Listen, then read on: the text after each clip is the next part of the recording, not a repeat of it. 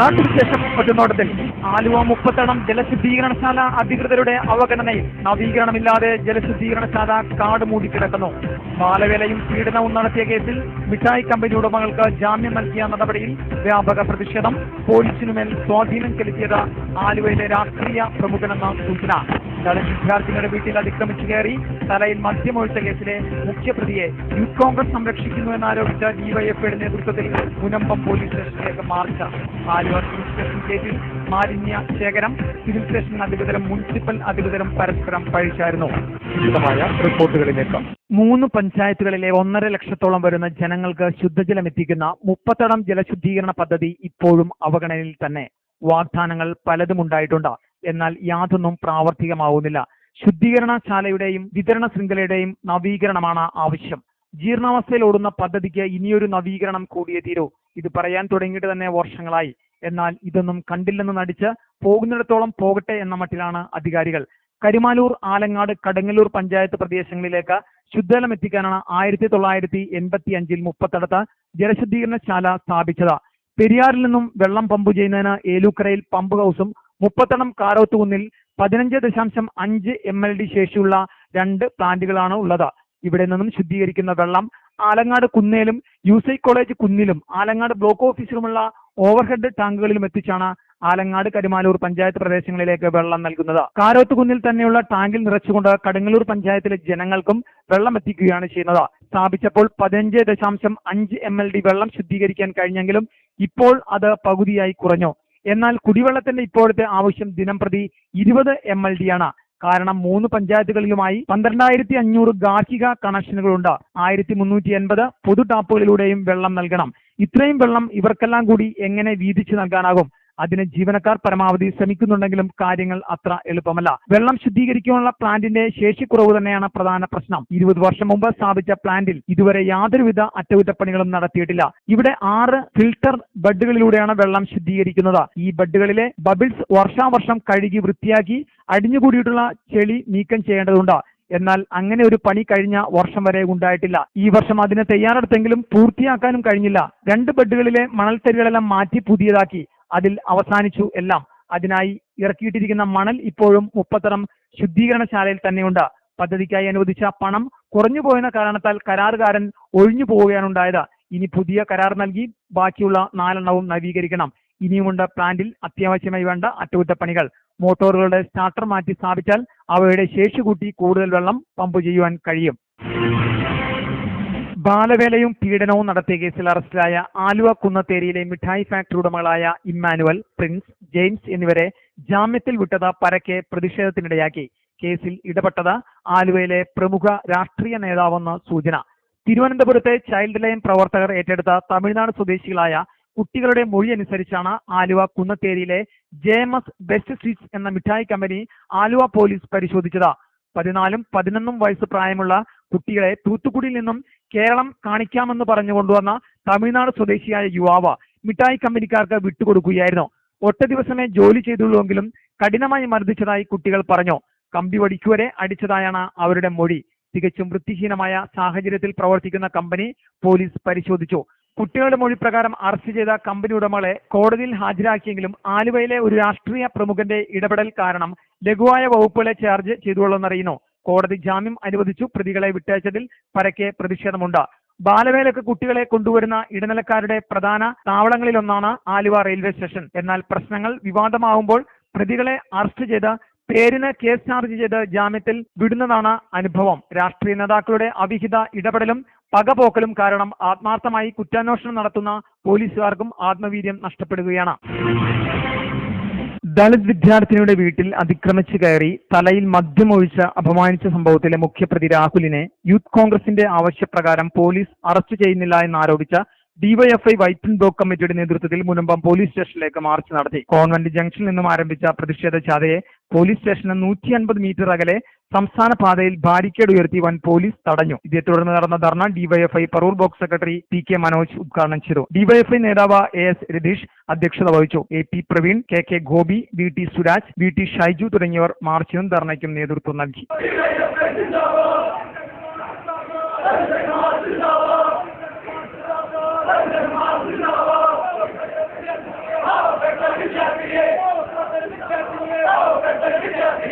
മാതൃകാപരമായി ഏറ്റവും ന്യായീകരിക്കപ്പെടേണ്ട ഒരു വസ്തുതയ്ക്കകത്ത് ഇന്ന് വരെ പോലീസ് അതിന്റെ മാന്യത പോലും കാണിക്കാതെ ഇട്ട കാക്കിയുടെ മാന്യത കോൺഗ്രസിന് പണയം വെക്കുന്ന നിലപാടാണ് ഇനിയും തുടരുക.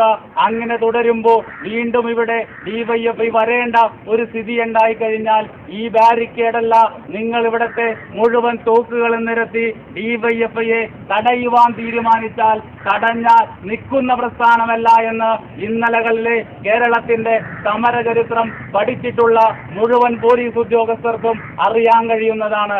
ഇവിടെ കാക്കിയിട്ടവരെല്ലാവരും കാക്കിക്കുള്ളിൽ കതറിട്ടുകൊണ്ടാണ് ഇവിടെ ഭരണം നടത്തുക എന്ന് നമുക്ക് കൃത്യമായി ഇപ്പോൾ കുറെ നാളുകളായി അറിയാം.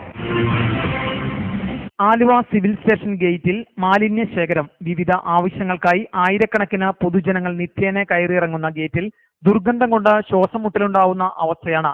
ഉന്നത ഉദ്യോഗസ്ഥരടക്കം നിത്യവും കാണുന്ന കാഴ്ചക്ക് പരിഹാരമുണ്ടാക്കാത്തതിൽ ജനരോഷം ഉയരുന്നു. ആലുവയിലെ ഭൂരിപക്ഷം സർക്കാർ ഓഫീസുകളും സ്ഥിതി ചെയ്യുന്ന സിവിൽ സ്റ്റേഷനിൽ കുറഞ്ഞത് 2000 പേരെങ്കിലും നിത്യവും വന്നു പോകുന്നുണ്ട്. പ്രധാന ഗേറ്റിന് തൊട്ടടുത്തായി ആഹാരാവശിഷ്ടങ്ങളും പ്ലാസ്റ്റിക് അടക്കമുള്ള മാലിന്യങ്ങളും കുന്നുകൂടി കിടക്കുകയാണ്. ആഹാര സാധനങ്ങൾ ചീഞ്ഞളിഞ്ഞ് ദുർഗന്ധം കൊണ്ട് മൂക്കുപൊത്താതെ അതുവഴി കടന്നു പോകാനാവില്ല.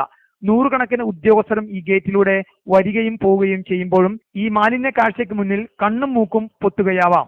പൊതുജനങ്ങൾ ഉദ്യോഗസ്ഥരുടെ ശ്രദ്ധയിൽപ്പെടുത്തിയപ്പോൾ മുനിസിപ്പാലിറ്റിയിൽ പറയാനാണ് പറഞ്ഞത്. എന്നാൽ മുനിസിപ്പൽ അധികൃതർ തഹസിൽദാരോട് പറയാൻ നിർദ്ദേശിച്ചു. അതൊന്നും കണ്ടില്ലായിരുന്നു. നമ്മൾ കണ്ടില്ലായിരുന്നു. ഇവിടെ പല ഓഫീസർമാരോട് പല രീതിയിൽ നമ്മൾ സംസാരിച്ചിട്ടും അവർ യാതൊരു അതിന് പ്രതികാരം നമുക്ക് ഒന്നും ചെയ്തു തരുന്നില്ല. പ്ലാസ്റ്റിക് മാലിന്യങ്ങൾ, വേസ്റ്റുകൾ, ഭക്ഷണ സാധനങ്ങൾ തന്നെയാണ് ഞാൻ കൂട്ടിക്കൊണ്ട് പോയി കാണിച്ചതല്ലേ. ഇവിടുത്തെ കാര്യങ്ങൾ പറഞ്ഞു കഴിഞ്ഞാൽ ഇവിടുത്തെ മേലുദ്യോഗസ്ഥന്മാർ ആ കാര്യത്തിൽ അനസ്ഥത തന്നെയാണ് കാണിക്കുന്നത്. അവരുടെ അടുത്ത് ഞാൻ പോയി പറഞ്ഞു, 2 പ്രാവശ്യം പറഞ്ഞു, നിങ്ങൾ എന്താ വേണ്ടത് ചെയ്തോളാൻ പറഞ്ഞിട്ടുണ്ട് നമ്മളോട്. നമ്മൾ പറഞ്ഞ പേപ്പറുകാരുടെ പത്രപ്രവർത്തകരുടെ കൈവശം ഞങ്ങൾ ഇതിന്റെ റിപ്പോർട്ട് കൊടുക്കുമെന്ന് പറഞ്ഞപ്പോൾ പറഞ്ഞു നിങ്ങൾ കൊടുത്തോ, എന്താ വേണമെന്ന് ചെയ്തോളാൻ പറഞ്ഞു.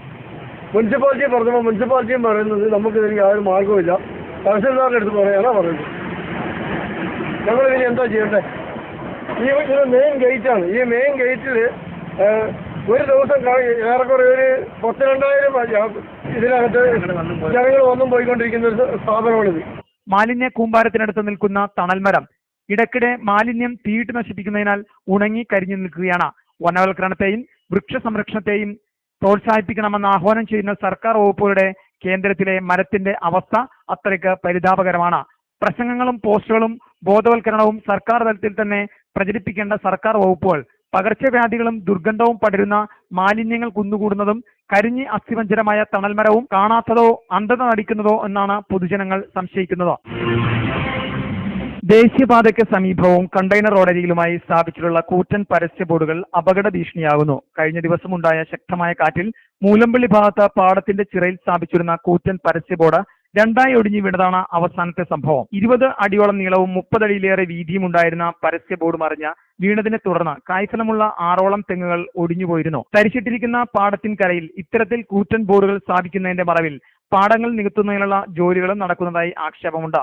മൂലമ്പള്ളി ഭാഗത്ത് തന്നെ ഇത്തരത്തിൽ നടന്ന പാടം നികത്തൽ ജനകീയ ഇടപെടലിനെ തുടർന്ന് നിർത്തിവെച്ചിരുന്നു. ഇത് ഗ്രീൻ 6 ന്യൂസ് ചാനൽ റിപ്പോർട്ട് ചെയ്തിരുന്നതാണ്. അതേസമയം കഴിഞ്ഞ മഴക്കാലത്ത് കൂനമാവ് ചിത്രക്കവലയ്ക്ക് സമീപം കെട്ടിടത്തിന് മുകളിൽ സ്ഥാപിച്ചിരുന്ന കൂറ്റൻ പരസ്യ ബോർഡ് താഴേക്ക് പറഞ്ഞു വീണത് പരിഭ്രാന്തി പരത്തിയിരുന്നു.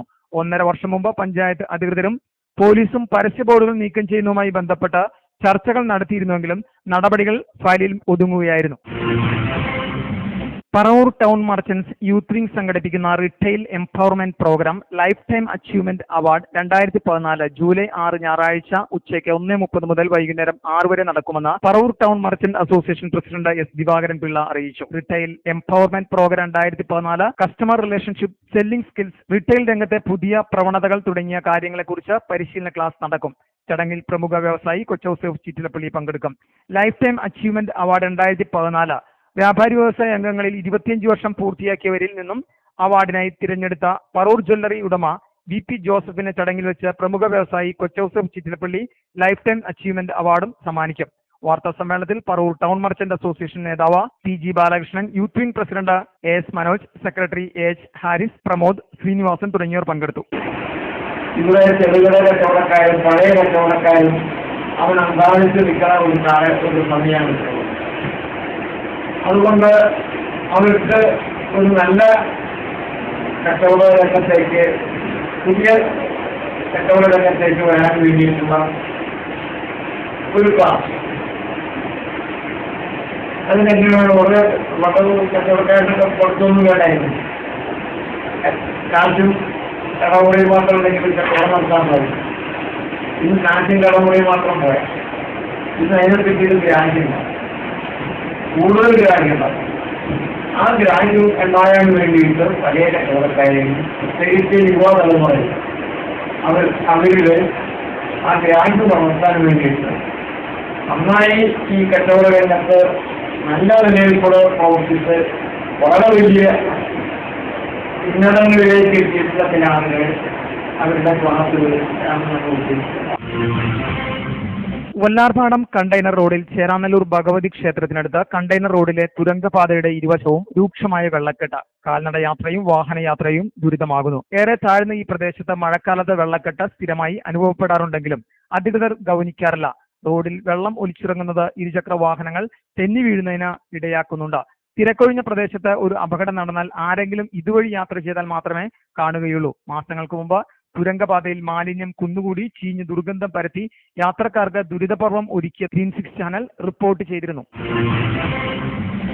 സർക്കാർ എയ്ഡഡ് സ്കൂളുകളിൽ പഠിക്കുന്ന കുട്ടികൾക്കായി ഇൻഷുറൻസ് പദ്ധതി തുടങ്ങുവാൻ നീക്കം. അൻവർ സാദത്ത് MLA അക്ഷരതീരം സമഗ്ര വിദ്യാഭ്യാസ പദ്ധതിയുടെ ഭാഗമായാണ് ഇൻഷുറൻസ് ഏർപ്പെടുത്തുവാൻ ആലോചന. കേരളത്തിൽ ആദ്യമായാണ് ഇത്തരത്തിൽ ഒരു നീക്കമുള്ളത്.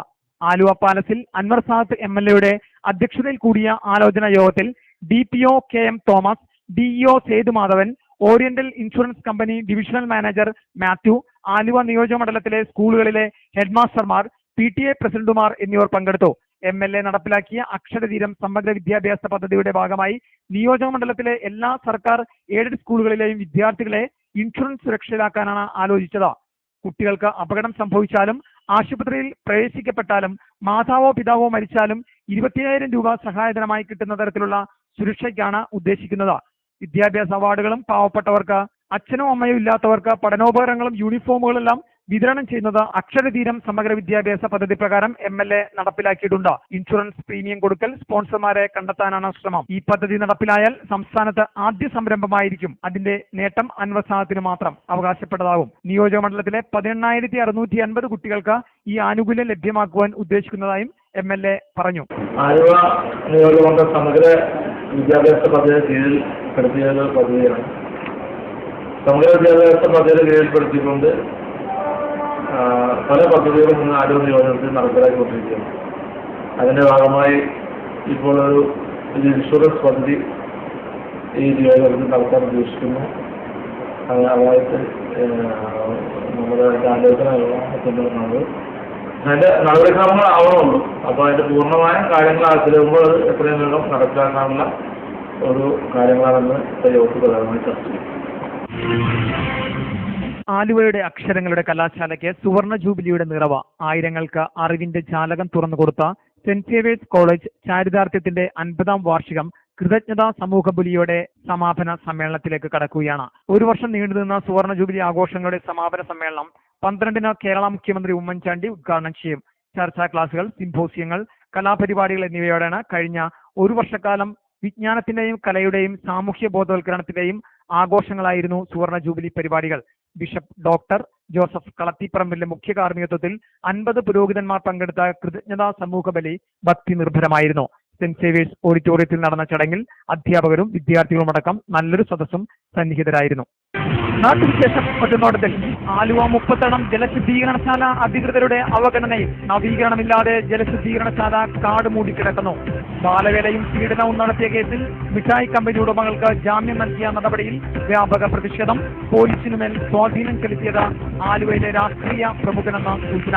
ദളിത് വിദ്യാർത്ഥിനിയുടെ വീട്ടിൽ അതിക്രമിച്ചു കയറി തലയിൽ മദ്യമൊഴിച്ച കേസിലെ മുഖ്യപ്രതിയെ യൂത്ത് കോൺഗ്രസ് സംരക്ഷിക്കുന്നുവെന്നാരോപിച്ച ഡിവൈഎഫ്ഐയുടെ നേതൃത്വത്തിൽ മുനമ്പം പോലീസ് സ്റ്റേഷനിലേക്ക് മാർച്ച്. ആലുവ സിവിൽ സ്റ്റേഷൻ കേസിൽ മാലിന്യ ശേഖരം സിവിൽ സ്റ്റേഷൻ അധികൃതരും മുനിസിപ്പൽ അധികൃതരും പരസ്പരം പഴിച്ചായിരുന്നു.